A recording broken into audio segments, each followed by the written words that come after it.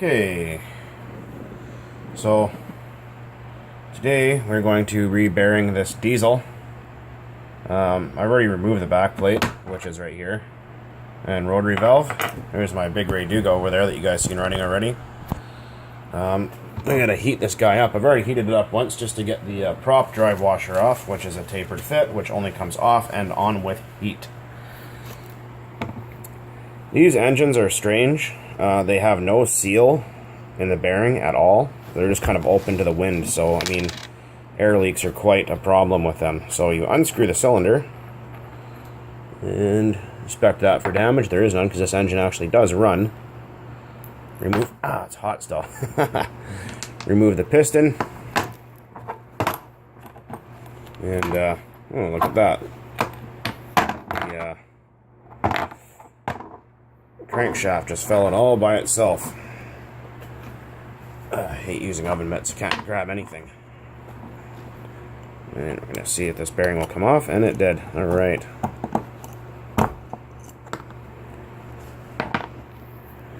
And we're probably going to have to heat the front of the crankcase and get this in shot to get out the front bearing. We have our new bearings. They are ABEC 5 specification sealed bearings. Just like what I put in my red diesel.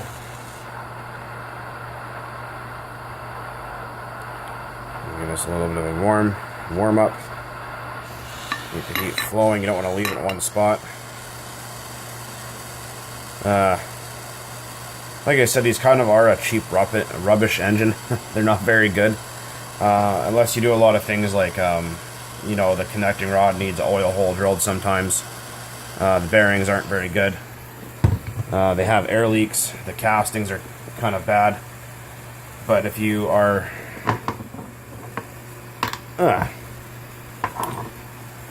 Okay. Yeah, so I'll show you what these engines use. Let me turn off my torch. As a bearing versus what a real bearing looks like, or the bearings I'm going to be putting in there look like. So there's the bearings we're going to be using. Sealed. We're going to remove only one seal in the front, both seals in the rear bearing. This is what this engine uses as a seal. A piece of cardboard. See that?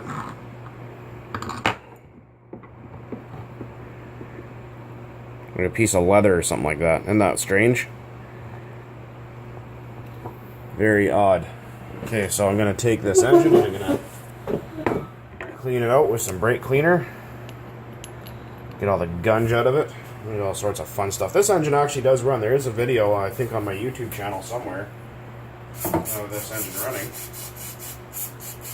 It doesn't run bad, but it's a bastard to start and a nightmare for tuning. This engine, like I said, because it has eight transfer ports, this engine actually does have a lot of firepower. They actually do perform quite well when they're running in well. Don't grab your shit with pliers like I'm doing. It's kind of the wrong way. It's just it's hot and I don't want to burn myself like I just did. Rightio. Okay. There's still some funk in there. I'm going to get rid of that. Hang on a second.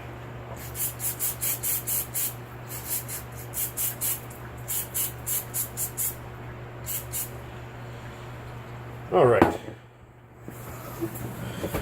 Very important with a diesel.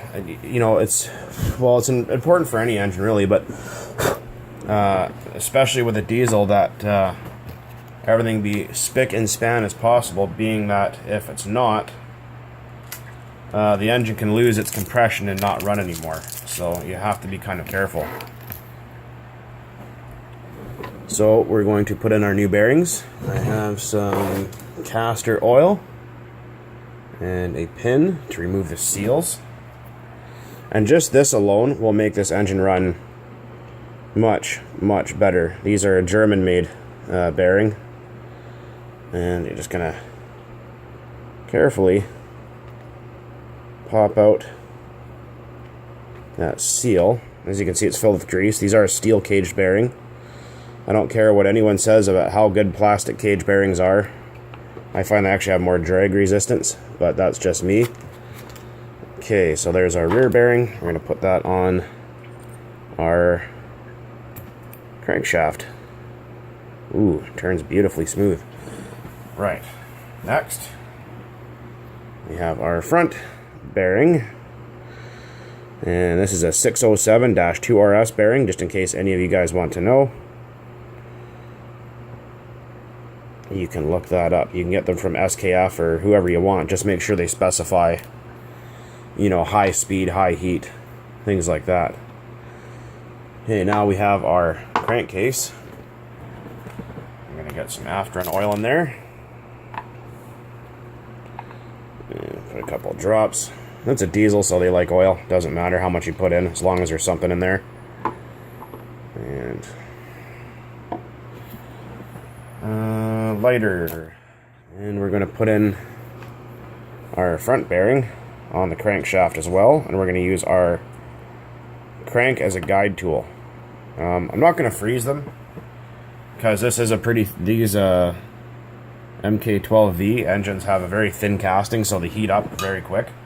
Oftentimes, you don't need to freeze the bearings. I mean, it does help, but we'll see what we can get away with today. The Raduga over there in the corner, the big silver thing with a big prop on it. What a groaner, man! I'm telling you, that thing was a real bugger to get that thing started. I did probably run about 30% castor oil through it with 20% nitro. And once it had about most of a tank through, it started to loosen up and actually run a lot better. Which was nice. I mean, like I said, my fingers are quite bruised today from all the kickbacks that thing gave me, and holy shit do they hurt. Sorry about the language, if whatever. And there's our front bearing. And rear bearing. Oops. Come on now, hold it together. Okay. So now we're just going to let this cool down. Obviously. But, yeah, that engine over there, man, let me tell you, it's one hell of a monster, I'll tell you that. It's pretty awesome. Alright. It's looking pretty good back there. I'm going to give it another quick tug just to make sure everything's seated. This works the same for any engine. It doesn't matter if it's nitro or diesel. So, alright. Next we're going to put on our piston. Doesn't really matter. It's not like super hot or anything like that, but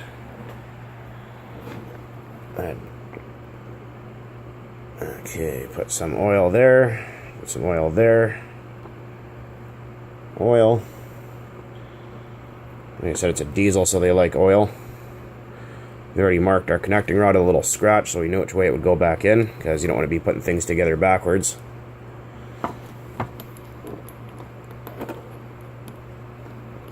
Yeah, it's hard to do this with gloves on. Bear with me. Okay. There we go. And we got our cylinder. And like I said, this has 8 intake ports. Yeah.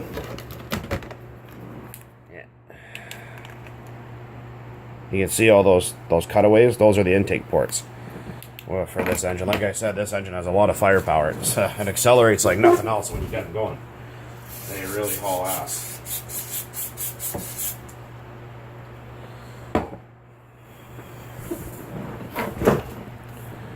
There will be a running video at a later date. And give that some castor oil in there. Like I said, castor oil is kind of what keeps these engines alive, so it's not too bad now. Oh, come on.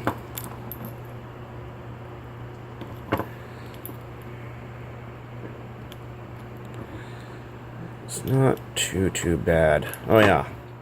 I'll also put some oil on the threads because it's steel, or, well, cast iron. As I've been corrected several times by several people, going into aluminum, so you want to have some kind of lubrication there. You don't want to be putting this kind of shit together dry, if you can help it. Ooh, it's super hot. And we got to use our little spanner tool, which grabs the exhaust port. And you can tighten the cylinder with that thing. There, it's half it done. Next, we're going to throw on our rear cover and our rotary drive pin, because this is a rear induction rotary valve engine, I guess. So that little pin has to be in the back of the crank. Hopefully I don't run out of freaking space doing this. And yeah, so I was at the park, and with the engine over in the corner, that Ray Duga, however it's pronounced. And I got kindly told to FO by the police, because I guess someone thought I was being suspicious.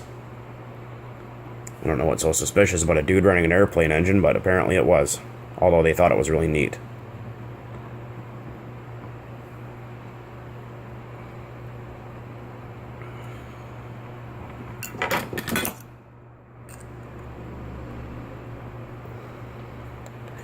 Oops. At least it wasn't as hot today. I mean, it's kind of nice. Yesterday it was 100 and something degrees outside. It was pretty disgusting.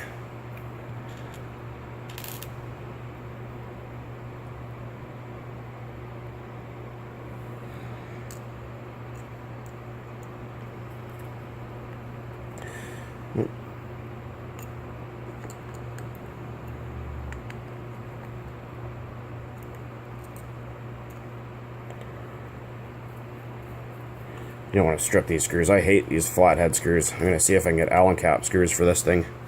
For all my engines that have flathead screws. Same with Nova Rossi. They like to use flathead screws for some stupid reason. Or another. Whatever it is.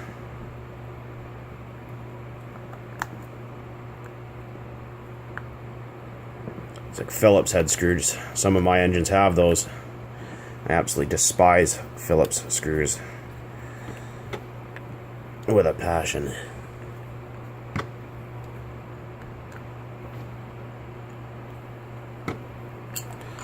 Okay, and then your prop drive washer, that is just pretty much as soon as you tighten the prop, it's on there for good. So, and then the prop nut, and it's done. So there you go. There's how to re-bearing a diesel, your MK12V Diesel. Anyways, guys, keep burning nitro and all that other fun stuff.